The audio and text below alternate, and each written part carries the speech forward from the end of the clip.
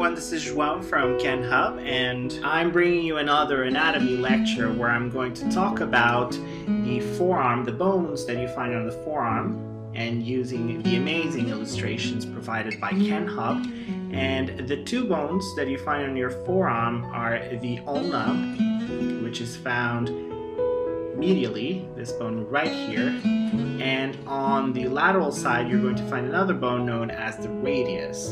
Now, an important thing to know, and you can see here on the posterior view, keep in mind that this one is the anterior view and this one is the posterior view, and you can clearly see here that the ulna is a bit longer than the radius. Now, knowing that, we're going to continue on the anterior view, where I'm going to tell you that there are three main parts on the radius that we need to discuss. The first one is located proximally, and this is known as then the proximal extremity of the radius. And there are a few structures here that we need to look at. Then we're going to look at the shaft, and finally we're going to look at the distal extremity of the radius. Now we're going to start talking about the proximal extremity of the radius, which is the one away from the hand and closest to the shoulder or the center of your body. Now what you can see here is the head of the radius. And on a posterior view, because this one here that you're looking at right now, this is the interior view of the radius. Now if I show you the posterior view, you see another structure known as the articular facet, which continues into another structure that you can see both on the posterior and also on the interior view. And this one is the one that I'm showing you right now. It's highlighted in red. And this is the articular circumference. Now you can also see that the radius has a neck. So this is the neck, and it's located a little bit more distally. And between the neck and the shaft, you will find a radial tuberosity medially.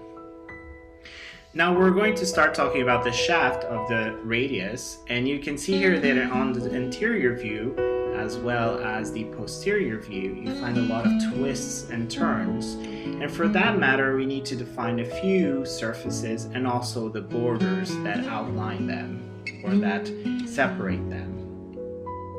Now the first one that we're looking at here on the interior view, this is known as the interosseous. This is the interosseous border that exists between the two bones, the radius and the ulna.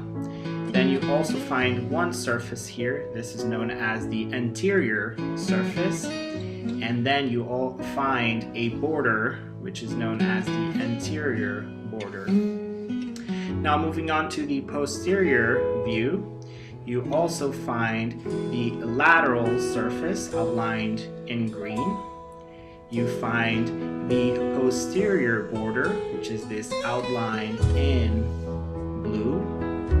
And finally, you will find another surface known as the posterior surface of the shaft of the radius. Now we're going to start talking about the distal extremity of the radius, and I have a posterior view of the radius and also the other structures, and what you see here is that the distal view is closer to the hand and a little bit more distance from your shoulder. Now the first structure that you see here highlighted in green, this is known as the styloid process and is found along the suprastyloid crest. Now moving on to a different view, still on the distal extremity of the radius, but now we're looking at it on the interior view. And here you find another structure highlighted in red. This is known as the carpal articular surface. It is found directly at the distal portion of the radius and articulating with the carpal bones. Now the next structure that we're going to look at is still on the anterior view, and here you find this structure highlighted in blue, and this is known as the ulnar notch, which is found medially to the styloid process and is articulating with the head of the ulna. We are still talking about the distal extremity of the radius, and now we have a posterior view where you can see here a few clearly developed grooves where the tendons of the long extensor muscle should pass through. Now the first groove, known as the first groove, is found right on the styloid process, and this is where the tendons of the abductor pollicis longus and extensor pollicis brevis muscles pass through. Then the second groove, this is where the tendons of the extensor carpi radialis longus and brevis muscles pass through. Then you have a third groove, and it is an oblique line where the tendon of the extensor pollicis longus muscle should pass through. Now the fourth groove, here is where the tendons of the extensor digitorum and extensor indicis muscles pass through. Now I want to still show you here, you can see an elevation here. This is known as the dorsal tubercle, and this is a bone ridge found by the third groove and is usually palpable, so you can actually feel this bony element. Now we're going to talk about the second bone that we're supposed to discuss on this tutorial, and this is known as the ulna. And the ulna is located medially, as you can see here. This is an anterior view of the bone. And what you see here is three structures or three areas where we're going to discuss. The first one is the proximal extremity. You also have a shaft, and we're going to see other structures here on the distal extremity of the ulna. Let's start by talking about the radial notch, highlighted in red.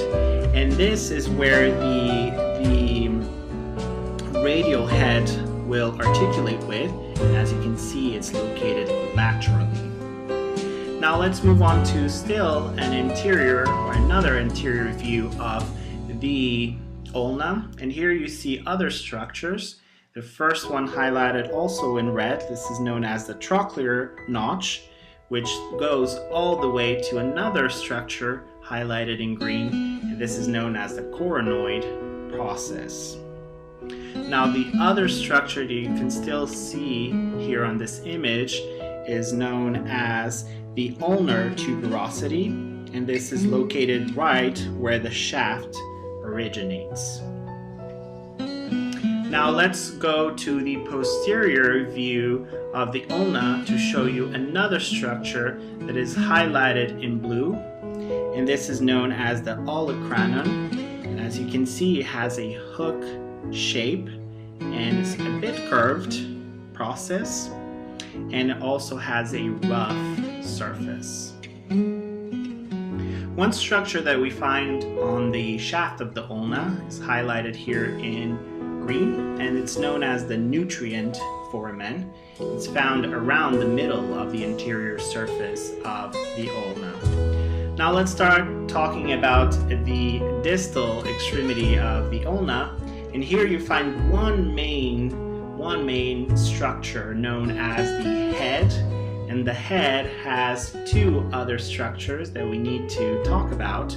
The first one is known as the articular circumference, highlighted in yellow, and it's clearly more evident or seen anteriorly. That's why we have an anterior view of the ulna.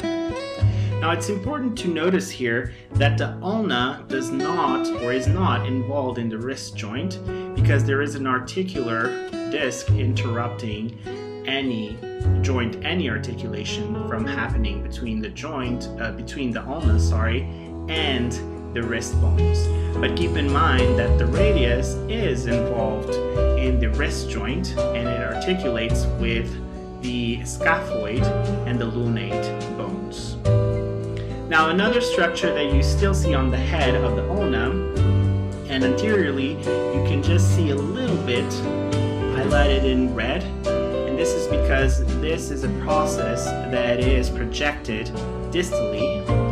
That's why you can still see a little bit here on the interior view, but I'm going to change here to a posterior view where you can clearly see this process. And this process highlighted in red is known as the styloid process of the ulna. Now that you just completed this video tutorial, that is time for you to continue your learning experience by testing and also applying your knowledge. There are 3 ways you can do so here at KenHub. The first one is by clicking on our Start Training button. The second one is by browsing through our related articles library. The third one is by checking out our atlas. Now, good luck everyone, and I will see you next time.